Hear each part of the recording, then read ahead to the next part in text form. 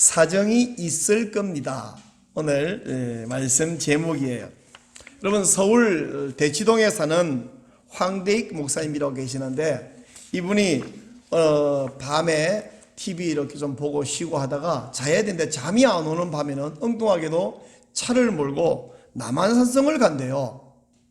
이상한 분이죠. 딸로 간 게 아니라 물을 뜨러 가는데, 그분 본인의 말에 의하면 본인이 입맛이 굉장히 까다로운데 남한산성 물이 먹어본 물 중에 제일 마음에 들고 맛있대네요. 그래서 밤에 물 뜨러 가는데 낮에는 가면 줄을 많이 써야 된대요.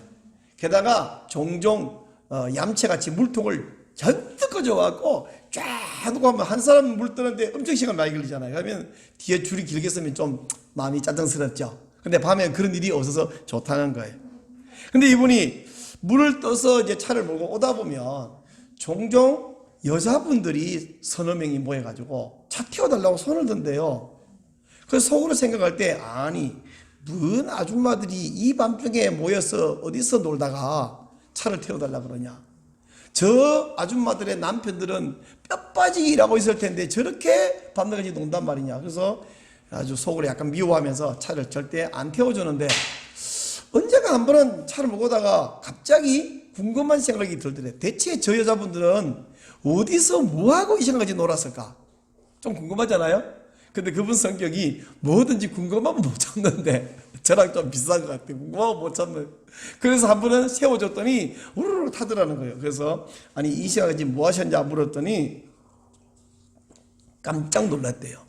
자기는 지금까지 미워하면서 안 태워준 이유가 여자분들이 뭘 집에 안 가고 밤늦게까지 몰려 놀았냐 했는데, 이분들이 모여 놀고 다니는 분들이 아니고요, 남한산성에 가면 그 식당들 많잖아요. 식당에서 밤늦게까지 손님 서빙하고 손님 다 가고 나서 다 치우고 늦은 밤에 이제 귀가하는 길이었어요. 그러니 밤은 늦었으니 버스는 끊어졌고 택시를 타자니 너무 비싸잖아요. 식당에서 일하는 분들이, 그죠? 그래서 지나가는 차들을 좀 세워서, 이제 차가 잘 안 다니잖아요, 밤에. 뭐 여행이 하나 지나가면 막 저기요 이러고 하는데, 혼자 또 얻어타면 여자분 한 분이, 낯선 남자분 한 분 차를 타면 뭔가 걱정되잖아. 그러니까 이분들이 모여가지고 시내까지 같이 갔다가 거기서 이제 각자 헤어져 가는 거예요. 시내 가면 차가 있으니까. 그래서 속으로 되게 미안하죠. 나는 이 밤에 팔자 좋게 물 뜨러 다니는데 저분들은 일하러 다니는구나. 그래서 그 다음부터는 물 뜨러 가면 그런 여자분들이 안 보이면 일부러 주차장에 차 세워놓고 굳이 안 가도 되는 화장실 한번 갔다가 혹시 아줌마들 어디 없나 이러고 찾아서 태워준다는 거예요.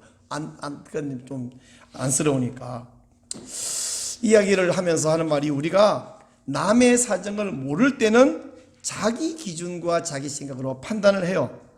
물론 내가 내 기준으로 판단하지 내가 남의 기준으로 판단할 수 없고, 또 내 기준으로 판단하는 게 대부분 경우는 맞습니다. 하지만 때로 사정을 알고 보면 깜짝 놀랄 만한 사정이 있는 경우도 있더라 하는 거예요. 꼭 이 황 목사님 경험처럼 그런 반전이 아니어도 우리 주변에 알고 보면 내가 몰랐던 사정이 있는 분이 많이 있습니다. 그러니까 일단 저 사람은 왜 저 모양이야? 라고 생각하기 전에 무슨 사정이 있지? 한번 따라 볼래요? 무슨 사정이 있지? 무슨 사정이 있지? 예, 그렇게 먼저 생각하는 그런 연습이 참 필요합니다. 요사이에 우리나라에 그 유행하는 말 가운데 이런 넉자가 있죠. 내로남불.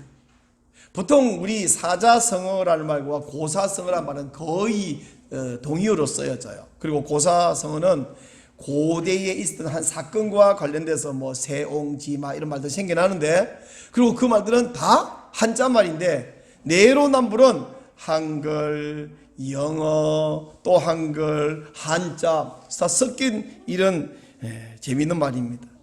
내로남불. 내가 하면 로맨스고 남이 하면 불륜이다. 이렇게 나의 행동은 순수하고 남의 행동은 불순한 동기로 한 짓이다. 이렇게 평가하는 것은 정말 우리 인간이 죄인이라는 것을 드러내어 보여줘요. 인간이 죄성의 발로로 남은 불륜으로 나는 로맨스로 평가하는 이런 일들 때문에 사람 사이에 어려움도 생길 뿐 아니라 종종 교회를 어렵게 만드는 경우도 생겨납니다. 사실은 지난달에 우리 총회에 그런 약간 어려운 일이 있었습니다. 9월에마다 이제 총회가 모여야 되는데 코로나 바이러스 때문에 한 장소에 50명 이상 모이지 마라 전국적으로 되어 있는데 총회가 모이면 뭐 150명 이렇게 모여야 되거든요. 200명 이렇게 모여야 되거든요. 스태프랑 다 합치면.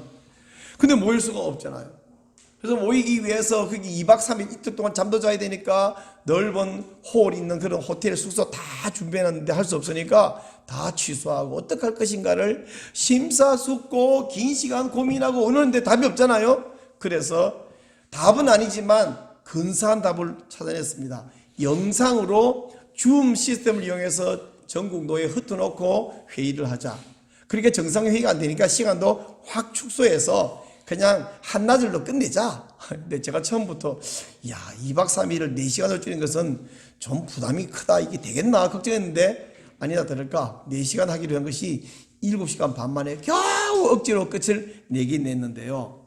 근데요, 뭐 여러분은 이게 별로 중요하게 안 여기실 건데 법을 만들어 놓고 지키는 법 안에서 움직이는 사람들 입장에서는 이게 명백히 불법이거든요. 원래 정한 규칙을 어기니까. 그러나 우리는 상황이 어쩔 수 없으니까 그냥 그런 법 알지만 그냥 이렇게 바꿔서 하기로 하고 동의하고 협조합시다 이렇게 하는데 한 노회가 서울에 있는 한 노회가 이거 불법 총회입니다 하고 항의하면서 총회 참석을 보이콧하고 말았습니다. 이것을 보면서 우리 노회도 이번에 코로나 바이러스에서 못 모이니까 우리도 노회가 모이면 적어도 100명, 150명 이렇게 모여야 되는데 못 모이니까 각 시찰별로 흩어놓고 5곳에서 분산 개최를 하려고 하는데 만반의 준비를 다 하고 총회에서 한 노예가 보이콧하는 그런 불만이 없게 만들려고 준비하는데 와 복잡해요. 내일 우리 98회 노회가 모이는데 여러분 노회는 여러분 좀 기억하실 필요가 있어요. 우리 교회 소속이 여러분의 소속은 행복한교회 소속이지만 우리 교회 소속은 대한예수교 장로회 합신 수원노회 소속입니다. 원래 노회가 목사를 세우고 노회가 목사를 어느 지교에 보내고 이 모든 결정 권한을 노회가 가지고 있습니다. 그래서 사실은요 장로교라 그러죠 우리가 그죠? 많은 분들이 오해하는데 심지어 어떤 목사들도 오해하는데 장로교는 교회 안에 장로님이 있어서 장로교가 아닙니다. 감리교회나 침례교회나 순복교회나 다 장로님이 있을 수 있던데 그러면 그 장로교인가요? 아니고요. 장로교라는 말은 뭐냐면 노예의 치리, 노예의 다스림을 받는 정치 시스템 그걸 장로교라고 부르는 거예요. 그게 프레스비테리언 처치라 그러는 건데 그래서 노예는 굉장히 중요하고 노예는 4월과 10월 둘째 주에 정기 노예로 모이게 돼 있고 그 중간에 뭐 필요하면 임시 노예도 모이게 돼 있습니다. 그래서 내일 우리 정기 노회 98회로 모이는데 제가 노회장으로서 올해 봄부터 내년 4월까지 섬기게 되고 예배, 인도와 설교 또 하루 종일 회의 또 인도하고 특별히 강도사 인허와 목사 안수식에서 내일 강도사 4명 인허하고 목사 7명 안수하는 이런 일을 하게 되어 있습니다.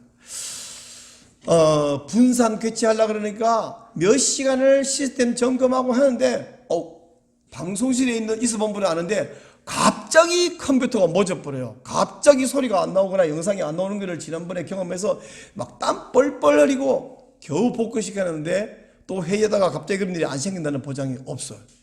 야 정말 그래서 여러분이 우린 준비에 최선을 다했지만 우리 성도님들이 노회장으로서 제가 잘 감당하도록 기도해 주시기를 부탁드립니다. 자, 상대방의 행동은 불순한 동기로 평가하고 자기에 대해서는 선한 동기로 좋은 동기로 평가하는 이런 일은 총회에도 그런 일이 있었고 노회 안에도 그런 일이 발생할 수 있고 여러분 우리 교회 안에도 성도가 많거나 적거나 서로 그렇게 잘못 평가해서 오해할 가능성이 있을 뿐 아니라 가정 안에 가족끼리도 그럴 수 있어요. 부부끼리 남편이 아내를 향해서 도대체 저놈의 마누라는 왜 저 모양이야? 거꾸로 남편을 보고 저놈의 인간은 왜 저 모양이야? 이래서 서로 싸울 수 있는데 사실 굳이 따지고 보면 그 사람의 동기는 그렇게 악하지가 않은데 내 기준에서 잘못 판단할 수 있어요. 자 여러분 이런 일이 발생할 때 어떻게 해야 지혜로우냐? 어떻게 하는 것이 하나님의 옳으냐? 오늘 말씀을 통해서 우리 함께 깨닫기를 원합니다. 이스라엘 백성들이 출애굽해서 이제 광야를 40년 지나왔잖아요. 그저 그 40년이 끝나갈 무렵에 요단강 동쪽 지역에 아모리 왕 시혼과 바산 왕 옥을 다 물리치고 정복을 했습니다. 근데 그 요단강 동편에는요, 약간 높은 고원지대이면서 넓은 평지가 있어요. 고원지고 평지면 어떻게 되는지 아세요? 기후를 볼 때에 그런 곳에 풀이 잘 자랍니다. 이게 바람의 흐름에 따라서 고원지대 올라가면서 비를 뿌리고 풀이 잘 자라니까 넓은 목초지가 있어서 다른 지파보다 가축을 더 많이 확보하고 있었던 르우벤 지파와 갓 지파와 므낫세 지파의 절반, 이 지파에서 모세에게 우리 가축이 많으니까 이쪽에 먼저 땅을 분배해 주시면 요단강 저쪽 편에 가서 우리는 땅을 받지 않겠습니다. 그래서 모세가 좋게 생각해서 허락을 해 줬어요. 이제 모세가 죽은 후에 여호수아가 백성들 데리고 요단강을 건너서 요단강 서쪽에 있는 가나안 땅을 정복하려고 할 때에 이 두 지파 반에게 너희들은 먼저 땅 다 받았다고 내몰라라 하면 안 된다. 오히려 정착해놨으니까, 가족들 다 정착시켜놨으니까 남자들, 용사들이 앞장서서 가나안 정복의 선봉에 서줘야 되겠다. 그럴 때에 이분들이 아주 기쁘게 알겠습니다. 그리고 선봉에 섰어요. 산대 여러분, 그거 당연한 일이 아닌가라고 생각할지 모르지만 그렇잖아요. 매우 위험 부담이 커요. 오늘날 같이 국가가 딱딱 경계에 서 있지 않는 그 시대예요. 3500년 전이에요. 그럴 때는 가축과 여자와 아이들을 다 집에 이렇게 천막을 치고 해놓고 정착시켜 놓고 남자들은 몽땅 빠져서 강을 건너 가버렸다. 가나안 땅 정복에 몇 년 걸렸는데 그러면 어떻게 됩니까? 무슨 위험이 있나요? 어떤 잡족들이 떠도는 유목민이나 이런 아말렉 족속들이 와서 가축들 다 뺏고 여자들 전부 포로로 잡고 가서 노예로 부리고 애들 전부 포로로 끌고 가서 노예로 부렸고, 그러면 어떡할 건가요? 엄청나게 큰 위험 부담이 있습니다. 하지만 이 두 지파 반의 용사들은 여호와 하나님이 지금까지 애굽을 정복하게 하고 이 광야 40년 지켜주시고 불기둥과 구름기둥 지켜주시고 만나 주시고 메추라기 주시고 반석에서 물을 주시고 이 강력한 왕 아모리 왕 시온과 바산 왕 옥 같은 사람을 물리치도록, 여러분 바산 왕 옥은요 철 침상이 무려 4m짜리, 키가 얼마나 있길래 4m짜리 침상을 사용하고 철 침상을 사용했을까요? 그 사람 키가 몇 cm란 말은 없고 침대가 4m짜리였다고 나와 있어요.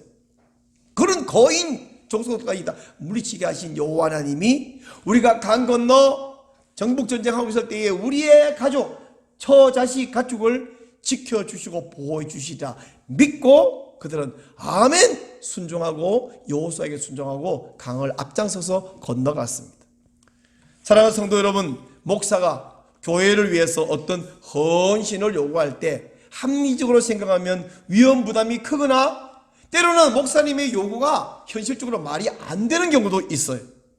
그럴 때에 르우벤 지파, 갓 지파, 므낫세 지파가 믿음으로 순종한 것처럼 여러분 개인의 일은 잠시 내려놓고 하나님의 일에 헌신하시기 바랍니다.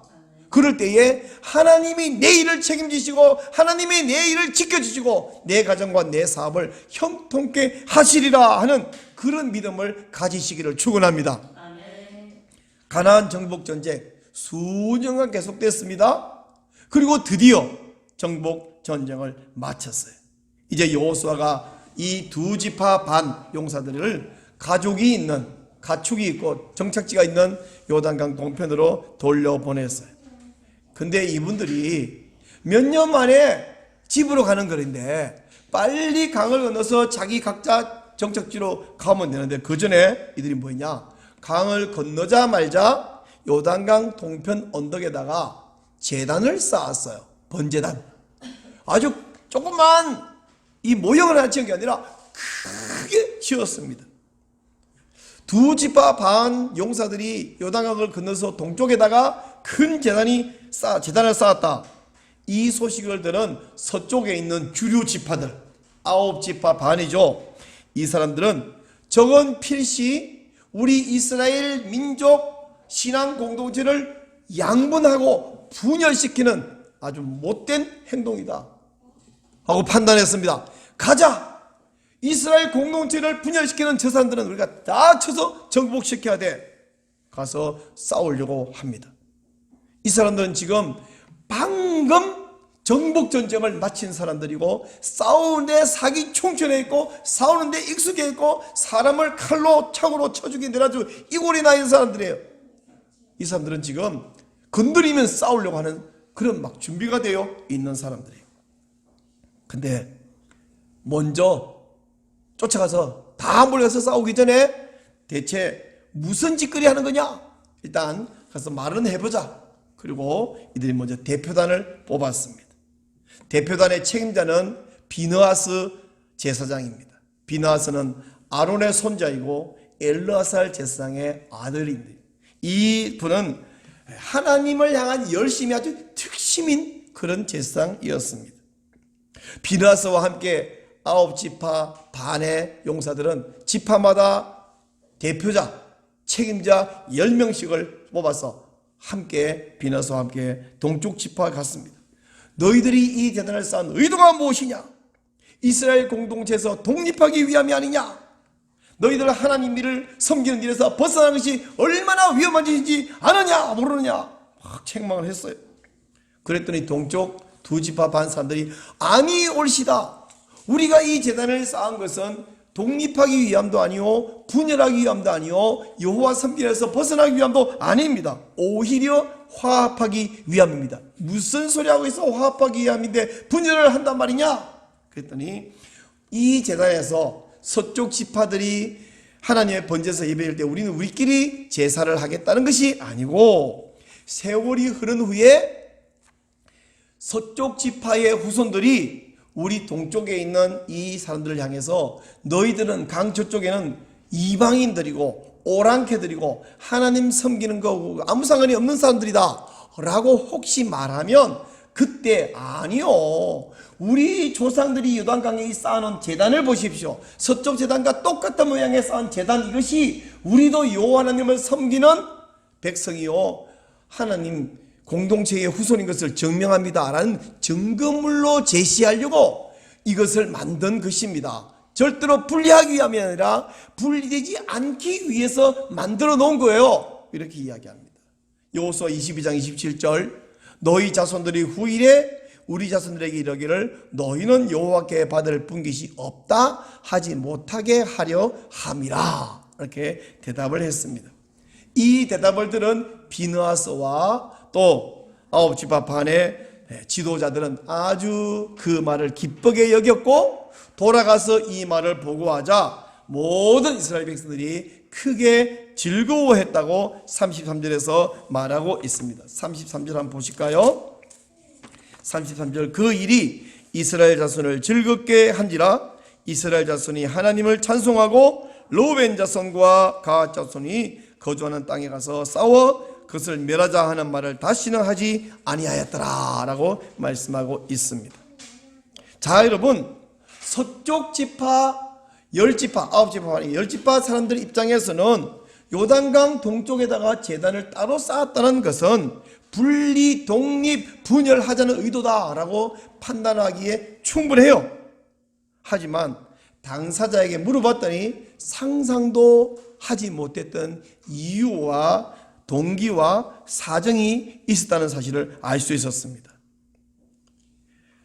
동기를 알고 보니 사정을 알고 보니 의도를 알고 보니 미워할 일이 아니라 싸울 일이 아니라 오히려 칭찬해 줄 일이었고 기뻐할 일이었고 함께 즐거워할 일이었더라 하는 것입니다. 이처럼 상대방의 행동이 이해되지 않을 때에 그 일의 선한 동기를 알면 싸우기보다 기빨로 바뀔 수 있는데 먼저 속단하고 화내고 싸우는 것은 그 다음에 해도 되는 일이에요. 그렇게 급한 일이 아니에요. 그래서 먼저 충분히 생각해 보고, 그래도 이해가 안 되면 그때 야단치든지, 그때 책망하든지, 그때 안 되면 싸우든지 해도 되는 거예요. 그래서 지혜의 왕 솔로몬은 이렇게 말합니다. 잠언 14장 29절 다 함께요. 노하기를 더디하는 자는 크게 명철하여도 마음이 조급한 자는 어리석음을 나타내느니라. 3500년 전 이스라엘만이 아니라 오늘날도 상대방의 행동이 이해가 안 될 때가 종종 발생합니다. 그럴 때 먼저 저건 필시 나쁜 의도야, 우리 그렇게 하기 참 쉽습니다. 그건 훨씬 자연스럽고 쉬워요. 하지만 그보다는 먼저 무슨 사정이 있겠지. 오늘 말씀 제목이 뭐예요? 사정이 있을 겁니다. 누가 막 그러면 뭔지 저도 모르지만 사정이 있을 겁니다. 내가 속으로는 사정이 있겠지. 요즘 우리나라 사람들 참 피곤하고 짜증스러워요. 여러분, 제가요 여러분에게 그림 하나를 딱 보여주는데 그 그림을 보는 순간 짜증이 팍 날 거예요. 이거예요. 그죠? 여러분 지금 다 하고 있는데 내가 마스크랑 이렇게 친하게 지낼 줄을 몰랐어. 이 마스크는 출입증이고 이건 뭐 필수 휴대폰, 이거 없으면 외출을 못해. 어디 들어가 못해. 조금 이게 어이가 없는 어떤 분이 식당에 서너 명이 모여서 밥을 먹길래 내가 더 들어보다 하는 말이, 이거 뭐 쓰고 들어와서 볶고 먹으면 이거 쓰고 들어오는 게 뭔 의미가 있나. 쓰고 들어와서 볶고 먹어. 마스크를 쓰고 다니고 사람도 잘 못 만나고 직장생활도 어렵고 요즘 사업이 힘들어서 폐업한다는 소식도 많이 들리고 예배도 자유롭게 못 드리는 이런 어려운 상황인데, 추석에 또 고향 방문하지 말라고 현수막에 불효자는 옵니다 이렇게 어떤 지자체가 붙여가지고 사람들이 화를 드네. 아니, 추석에 고향을 가급적 가지 말라고 하는 것은 알겠는데 그렇다고 불효자라고 하면 어떡하냐. 그래서 건드리기만 하면 참고 있던 울분이 막 터질 것 같아. 목사는 성도와 함께 모여서 예배를 인도하고 싶은데 교인이 못 와. 못 오는 게 오래되니까 나중에는 안 와. 사람이 기계가 아니라 감정 있는 존재인데 우리는 어쩔 수 없이 환경에 영향도 받고 힘이 들면 또 불편하면 짜증도 납니다. 하지만 그렇다고 해서 상대방의 동기를 알아보기도 전에 화부터 낸다면 나에게도 유익이 없고 상대방에게도 유익이 없고 우리 하나님께도 유익이 없습니다. 근데 우리는 참 감사한 건 뭐냐면 우리는 환경에 영향을 받죠. 근데 환경보다 더 강력하게 영향을 받는 것은 우리 안에 내주 동행하시는 성령님의 지배, 성령님의 다스림을 받는다는 사실입니다. 여러분, 환경의 영향을 더 크게 받아요? 성령님의 다스림을 더 크게 받아요? 여러분 대답을 빨리 못하는 이유는 그거예요. 목사님도 성령님의 영향을 받고 있고 받고 싶은데 가끔 그걸 어겨요, 이 말이죠. 예, 저라고 목사라고 100%겠어요? 그러나 가끔 그럴 수가 있지만 우리는 환경에 질질 끌려다니는 게 아니라 이러면 안 되지 하고 중간에 다잡아서 돌이킬 수 있는 은혜가 우리에게 있습니다. 그러므로 우리가 내 가족이나 우리 성도나 또 노회의 다른 목회자나 마음에 들지 않을 때 먼저 속단하고 화내기보다는, 싸우기보다는 무슨 사정이 있는지 판단해보고 그런 사정이 있었구나. 시작. 그런 사정이 있었구나. 근데 어떤 경우에는 물어보고 알아볼 수 없는 경우도 있어요. 그럼 어떻게 됩니까? 일단 좋게 판단하자고요. 뭔가 뭐래도 좋은 이유가 있을 것이다. 그래서 그때는 시작. 뭔지 몰라도 사정이 있을 거야 라고 먼저 판단하는 것입니다. 근데 말씀을 마치기 전에 한 가지 꼭 짚고 넘어가야 할 유의할 상황이 있습니다. 그게 뭐냐? 오늘 본문에 보니까 비느하스 제사장과 백성의 대표자들이 가서 일단 다짜고짜 책망부터 했어요. 그죠? 왜 그랬니? 이렇게 부드럽게 안 물어보고 도대체 분열하자는 소리냐? 그러면서 옛날에 바알보올 사건 때 수만 명이 죽은 거 기억 못하느냐? 그리고 옛날에 그 여리고에서 아간이 범죄해서 또 아이성에서 전쟁 실패한 거 기억 못하느냐? 이 말은 뭐예요? 그때 그들이 하는 그 나쁜 짓하고 너희들이 한 짓이 같은 수준의 나쁜 짓이라는 거예요. 일단 나쁜 것을 판단해놨어요. 근데 여러분, 이런 오해를 살 빌미를 제공하는 것이 사실이잖아요. 비록 우리가 좋은 의도로 행동을 했을지라도 다수의 사람들이 나쁘게 판단하면 왜 나만 가지고 그래? 이유도 물어보지 않고 화부터 냅니까? 그럴 수 있어요. 그러나 더 많은 사람이 나를 오해하면 내가 오해받을 행동을 했구나라고 생각해야지. 10명이 있고 여기 3명이 있어요.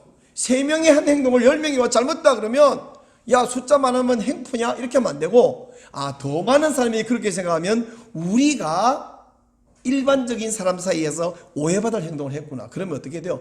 적극 해명을 해야죠. 그렇지 않습니다. 사실은 그게 아니고요 라고 부드럽게, 그것도 더 많은 사람인데 이쪽에는 10명한테 3명이 더 큰 목소리로 소리 지르면서 뭐야, 오해하려면 마음대로 해봐. 그건 무책임한 겁니다. 제가 그런 사정이 있을 겁니다. 뭔가 몰라도 이렇게 말했다고 해서 오해하는 사람은 잘못했고 오해받을 행동한 것은 당당하다는 말은 아니에요. 물론 다수의 사람도 일단 오해하기 전에 무슨 사정이 있을까, 동기가 있겠지, 그랬군요 해야 되겠지만, 오해를 받는 입장에서도 화를 내면서 왜 나만 갖고 그래 라고 하면 안 되고, 내가 한 행동은 대부분의 사람, 더 많은 사람에게는 오해 살 행동이구나, 빨리 판단하고 겸손하게 적극적으로, 그것도 부드럽게 그것이 아닙니다 하고 해명을 해야 돼요. 그래야 우리가 하나 되고 화합할 수가 있다는 것입니다. 그래서 우리가 화평하고 화목되는 이것은 성령님의 뜻이고 우리 안에 주신 성령님의 은혜예요. 오늘날은 참 어려운 시대예요. 좀 전에 제가 마스크 코로나 바이러스 얘기했지만, 한여름 장마철 되면 왜 사람이 짜증스러운 이 불쾌감, 불쾌 지수가 굉장히 높잖아요. 옛날에 그 불쾌 지수 때문에 만든 그 영화도 하나 있었죠. 개 같은 날에 오후 이래갖고 막 건드리면서 싸우는, 참 그 너무 리얼한. 근데 지금은 장마철 불쾌 지수 못지않게 우리의 불쾌 지수는 막 이 스트레스 지수가 끝까지 올라가 있는데 건드리면 화나요. 그러면 남이 나한테 화내면 또 더 화나요. 이럴 때에 우리는 일단은 무슨 사정인가, 사정이 있을 겁니다. 그리고 누군가 오해할 때 부드럽고 적극적으로 겸손하게 해명함으로써 오해를 풀어주고, 또한 오해를 감싸주고 함으로써 사탄이 우리 사이에 비집고 틈을 내고 끼어들 수 없도록 우리가 성령님의 다스림을 받는 화평한 공동체가, 화평한 교회, 화평한 가정 되기를 주님의 이름으로 축원합니다.